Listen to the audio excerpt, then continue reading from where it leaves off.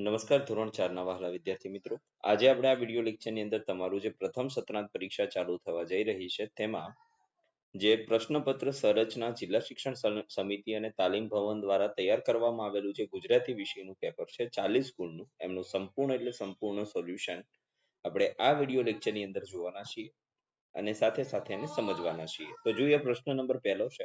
નીચે આપેલા ફકરાનું સુંદર અક્ષરે અને વિરામ ચિહ્નોનો ઉપયોગ કરી અને અનુલેખન કરવાનું છે. અનુલેખન મતલબ તમારે જે રીતે અહીંયા ફકરો આપેલો છે એવો ને એવો ફકરો તમારે અહીંયા લખવાનો છે. સારા અક્ષરે સુવાચ્ય અક્ષરે લખવાનો છે. તો આપણે લખેલો છે સરસ રીતે કે બકરાએ કહ્યું, માં એક ઠેકાણે હાથીઓ જોઈને મારો ભાઈ ખૂબ ઉશ્કેરાઈ ગયો હતો. તે હાથીઓને મારવા માટે સામે ધસી જતો હતો, પણ મેં તેને રોક્યો. તે મારી વાત માની ગયો, નહીતર હાથીઓએ તેને મારી નાખ્યો હોત.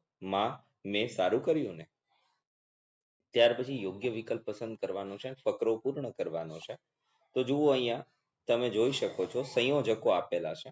રાહુલને ક્રિકેટ ગમે છે પણ અજયને કબડ્ડી, પરંતુ તેઓને રમત રમવી ગમે છે કેમ કે તેઓના મિત્રો તેમને પ્રોત્સાહન આપે છે. તેથી પરિવારના સભ્યો તેમને ભણવા અથવા તો રમવા બેમાંથી એક પસંદ કરવા જણાવે છે. પ્રશ્ન નંબર 3 છે. આપેલા વાક્ય વાંચી તેમાંથી કયો ભાવ રહેલો છે તે ઓળખીને તમારે લખવાનું છે. જેમાં પહેલું છે સિંહ હાથીને મારવા માટે તેમની સામે ધસી ગયો તો ગુસ્સો આવ્યો. તમે બીમાર પડો છો ત્યારે તમારા મમ્મીને ચિંતા થાય છે.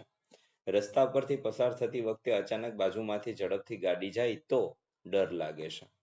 ઘરે કોઈ મહેમાન આવે ને દીપુ રૂમમાં સંતાઈ જાય તો શરમાઈ જાય છે. શાળામાં જાદુગરનો ખેલ જોઈ તમે અચરજ પામો છો. પ્રશ્ન નંબર 4 છે. નીચેનું ચિત્ર જોઈ 5-7 વાક્યનું વર્ણન કરવાનું છે. આ એક સર્કસનું ચિત્ર છે. જુઓ તમે, આ ચિત્ર સર્કસ મેળાનું ચિત્ર છે જ્યાં વિવિધ પ્રકારના પ્રાણીઓ મારફતે વિવિધ કરતબો કરવામાં આવે છે તથા ઘણા જોકરો પોતાના અવનવા પેતરા બતાવી લોકોને હસાવી રહ્યા છે. હાથીઓ પોતાના કરતબ બતાવે છે. એક યુવતી દોરી પર ચાલે છે તથા જોનાર લોકો ખુશ દેખાઈ રહ્યા છે. પ્રશ્ન 5મો છે. નીચે આપેલા શબ્દના મૂળાક્ષરોને યોગ્ય રીતે ગોઠવી શબ્દ બનાવો. એમાં જો કચલી છે તેમાં થશે ચકલી, વધીશ તો થશે દિવસ, બીજલે તો થશે જલેબી. હવે તમારે ઉદાહરણ મુજબ કરવાનું છે. કઠણ તો પથ્થર, તો મોટું તો ઘર, વન અને મકાન, કુકડી તો ધોળી કાળી રંગબેરંગી, શાળા સુંદર અને મોટી. ખોટા શબ્દ ચેકવાના છે. વાળ કાપવા વાળા વાળંદ પાસે જવું પડે. અહીં અલગ રંગના કાગળના ટુકડા ચોંટાડો. ત્યાર પછી ડ છે. નીચે આપેલા શબ્દનો ઉપયોગ કરી અર્થપૂર્ણ વાક્ય બનાવો.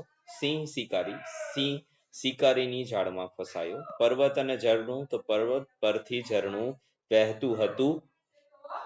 પ્રશ્ન નંબર 9. નીચે આપેલા શબ્દોનો ઉપયોગ કરી રાખડી બનાવવાની રીત ક્રમમાં લખો. તો રાખડી બનાવવા ઉપર જણાવેલી વસ્તુઓ ભેગી કરો. ત્યારબાદ ઊનની દોરીને વ્યવસ્થિત ગૂંથી તેમાં મોતી, આભલા, રંગીન કાગળ તથા જરી ફેવિકોલની મદદથી ચોંટાડો. જો ચીપલા મળે તો તેનાથી પણ રાખડી બનાવી શકાય. પ્રશ્ન નંબર 9 છે. નીચે આપેલા પ્રશ્નોના જવાબ લખવાના છે. પહેલું, પાણીમાં શું તરે છે અને શું ડૂબે છે? તો પાણીમાં રૂ, લાકડું, ફુગ્ગો, કાગળની હોડી તરે છે. પાણીમાં પથ્થર, લાકડા, સિક્કા વગેરે ડૂબે છે. બીજું, નકામી વસ્તુઓમાંથી તમને શું બનાવતા આવડે છે? તો નકામી વસ્તુઓમાંથી અમને પપેટ જેવા રમકડા બનાવતા આવડે છે. ખિસ્સું કોના ખોળામાં બેસી ગયું? તો ખિસ્સું સુરત દાદાના ખોળામાં બેસી ગયું. તો સરસ મજાનું પેપર હતું ધોરણ નંબર 4 ગુજરાતી વિષયનું. આવી જ રીતના આપણે ગણિત તથા પર્યાવરણ વિષય અને સાથે સાથે આપણે ઇંગ્લિશ વિષયનું સોલ્યુશન પણ આપણી YouTube ચેનલ પર મૂકીશું. તો તરત જ આપણી ચેનલને સબસ્ક્રાઇબ કરી લો.